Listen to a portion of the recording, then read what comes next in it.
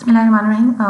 अब important points हम पढ़ते हैं रिगार्डिंग टॉक्सिन्स और जो कि पास्ट पेपर्स में बहुत दफ़ा आए हुए हैं। सबसे पहले कि जो ग्राम पॉजिटिव बैक्टीरिया होता है वो मोस्ट कॉमन कॉज होता है सेप्टिक शॉक का। ओवरऑल जो सेप्टिक शॉक होता है वो ग्राम पॉजिटिव बैक्टीरिया की वजह से होता है। Gram positive bacteria septic shock कराता है ओवरऑल, ठीक है। सेप्टिक शॉक कराता है, मोस्ट कॉमन कॉज है सेप्टिक शॉक की gram positive bacteria. Septic shock start होता है या साइटोकाइंस के एक्शंस की वजह से सेप्टिक शॉक डेवलप होता है। सेप्टिक शॉक जो इनिशिएट होता है या फिर जो मीडिएटेड होगा वो साइटोकाइंस के एक्शंस की वजह से सेप्टिक शॉक होता है। और gram positive bacteria most common cause हैं सेप्टिक शॉक की ओवरऑल। एंडोटॉक्सिन्स एक्टिवेट करते हैं ट्यूमर नेक्रोटिक फैक्टर अल्फा को और फिर इंटरल्यूकिन 1 की एक्टिवेशन कराते हैं। हमने पहले भी पढ़ा कि जो एंडोटॉक्सिन्स होते हैं वो tumour necrotic factor alpha, interleukin 1 और इंटरल्यूकिन 6 को रिलीज करते हैं। तो एंडोटॉक्सिन सबसे ज़्यादा जो एक्टिवेट करते हैं वो ट्यूमर नेक्रोटिक फैक्टर अल्फा को एक्टिवेट करते हैं और फिर आपके इंटरल्यूकिन 1 की एक्टिवेशन कराते हैं। सेप्टिक शॉक के अंदर या जो एंडोटॉक्सिक शॉक होता है उसका जो फर्स्ट मीडिएटर होता है वो ट्यूमर नेक्रोटिक फैक्टर होगा, ठीक है। जो पहला मीडिएटर होगा सेप्टिक शॉक का या फिर एंडोटॉक्सिन्स का वो आपका सेप्टिक शॉक का या एंडोटॉक्सिक शॉक का जो पहला मीडिएटर होता है वो ट्यूमर नेक्रोटिक फैक्टर का होता है। वैसे gram positive bacteria most common cause है सेप्टिक शॉक की ओवरऑल। सेप्टिक शॉक साइटोकाइंस के एक्शन की वजह से होता है और एंडोटॉक्सिन एक्टिवेट करता है TNF अल्फा को ज़्यादा as compare to interleukin 1 activation. Septic shock में या एंडोटॉक्सिक शॉक के अंदर जो पहला मीडिएटर होता है वो आपका TNF होता है। लास्ट मीडिएटर जो रिलीज होता है वो इंटरल्यूकिन 6 होगा। लास्ट मीडिएटर जो हमें मिलता है सेप्टिक शॉक में वो आपका इंटरल्यूकिन 6 होता है। एंडोटॉक्सिन आपकी कॉम्प्लीमेंट की एक्टिवेशन कराते हैं। एंडोटॉक्सिन्स कॉम्प्लीमेंट की एक्टिवेशन कराते हैं। एंडोटॉक्सिन्स कॉम्प्लीमेंट की एक्टिवेशन कराते हैं।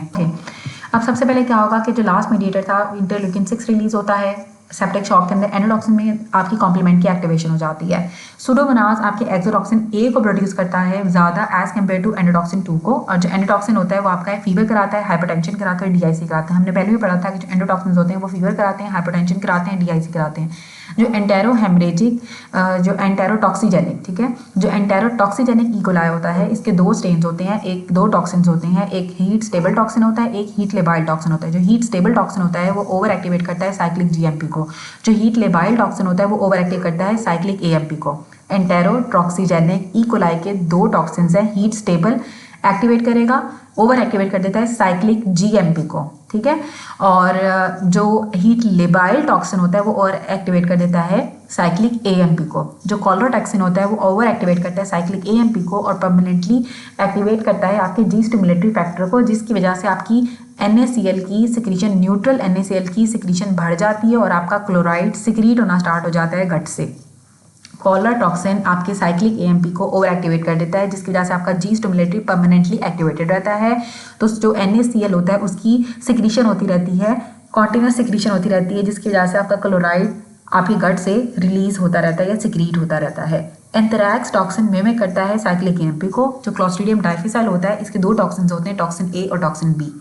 क्लोस्ट्रीडियम डाइफिसाइल के ABCD याद रख लें, ठीक है, कि क्लोस्ट्रीडियम डाइफिसाइल CD इसके दो टॉक्सिन हैं, टॉक्सिन A और टॉक्सिन B। जो एंथ्रैक्स टॉक्सिन होता है वो साइक्लिक AMP को मिमिक करता है, A से एंथ्रैक्स और A से AMP, ठीक है।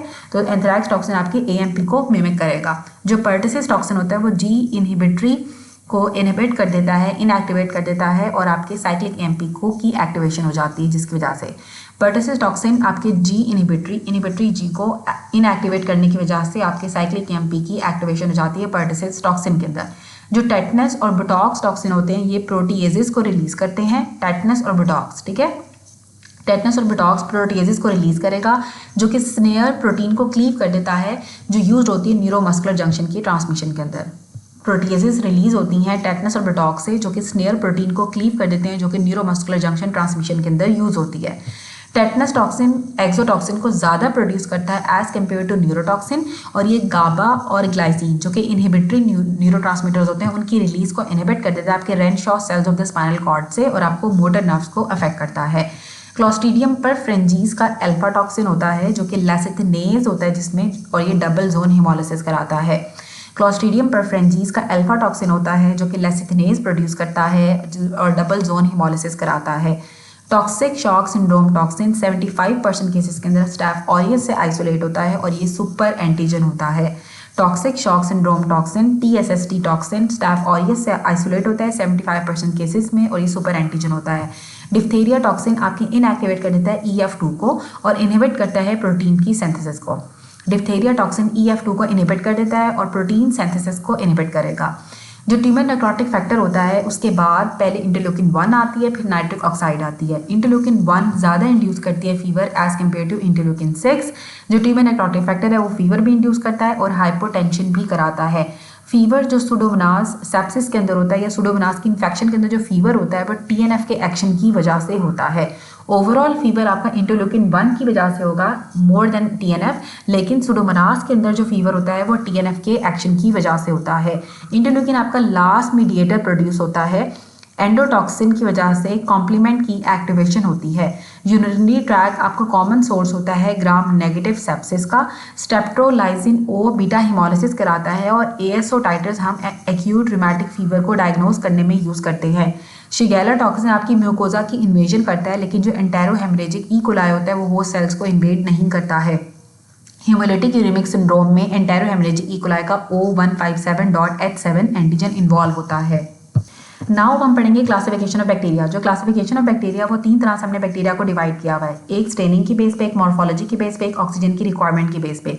स्टेनिंग की बेस पे बैक्टीरिया आपके ग्राम पॉजिटिव बैक्टीरिया होते हैं, ग्राम नेगेटिव बैक्टीरिया होते हैं और एसिड फास्ट बैक्टीरिया होते हैं। 3 तरह के बैक्टीरियाज होते हैं स्टेनिंग की बेस पे, gram positive, gram negative, acid fast. Morphology की बेस पे या शेप की बेस पे बैक्टीरिया कोकाई हो सकता है, बेसिलस हो सकता है, ब्रांचिंग हो सकता है या फिर आपका कर्व्ड हो सकता है। कोकाई हो सकता है, बेसिलस हो सकता है, ब्रांचिंग हो सकता है, कर्व्ड हो सकता है। ऑक्सीजन रिक्वायरमेंट की बेस पे भी 3 तरह के होते हैं, जिसमें आपका एरोब्स आते हैं जो कि ऑक्सीजन को यूज़ करेंगे, एनारोब्स होंगे और फैकल्टेटिव होंगे जो दोनों कंडीशंस में रह सकते हैं। अब जो ग्राम स्टेनिंग होती है इसमें जो बैक्टीरिया जिनके थिक पेप्टाइडोग्लाइकन लेयर होती है और वो प्राइमरी डाई को रिटेन करते हैं वो आपके ग्राम पॉजिटिव बैक्टीरिया होते हैं। हमने पहले भी पढ़ा था कि आपके ग्राम पॉजिटिव बैक्टीरिया के अंदर पेप्टाइडोग्लाइकन्स होते हैं। तो ग्राम पॉजिटिव बैक्टीरिया की थिक पेप्टाइडोग्लाइकन लेयर होती है जिसकी वजह से वो प्राइमरी डाई को रिटेन करते हैं और हमें पर्पल कलर के नजर आते हैं जब हम स्टेनिंग करते हैं, तो आपके ग्राम पॉजिटिव बैक्टीरिया होंगे। जो ग्राम नेगेटिव बैक्टीरिया होते हैं ये सेकेंडरी डाई को रिटेन करते हैं, सेकेंडरी डाई आपका होता है सुफ्रेनिन और हमें ये रेड कलर के नजर आते हैं। कुछ ऐसे बैक्टीरिया हैं जिनकी स्टेनिंग आप नहीं कर सकते हो, जो कि स्टेन नहीं होते हैं। इसका निमोनिक दिया हुआ है the real microbes lack colour, ठीक है। तो इसका निमोनिक है the real microbes lack colour. तो दा से आ जाएगा, टी से आ जाएगा treponema pallidum, treponema pallidum stain नहीं करता है। आर से आ जाता है रिकेट्सिया, एम से आता है माइकोप्लाज्मा, एल से आता है लीजेनेला और सी से आता है क्लाइमीडिया। ये 5 बैक्टीरिया स्टेन नहीं होते हैं, ट्रेपोनोमा पैलिडम, रिकेट्सिया, माइकोप्लाज्मा, लीजेनेला एंड क्लाइमीडिया। जो प्राइमरी स्टेन होता है वो क्रिस्टल वॉयलेट कलर का होता है। जो मॉडरेट होगा जो कि डाई को फिक्स करता है उसमें हम आयोडीन को यूज़ करते हैं और जो डीकलराइजर होता है या तो हम एसिडोन को यूज़ करते हैं या फिर हम अल्कोहल को यूज़ करते हैं। जो काउंटर स्टेन है या जो सेकेंडरी स्टेन होता है वो सफ्रानिन होता है और वो रेड कलर का होता है।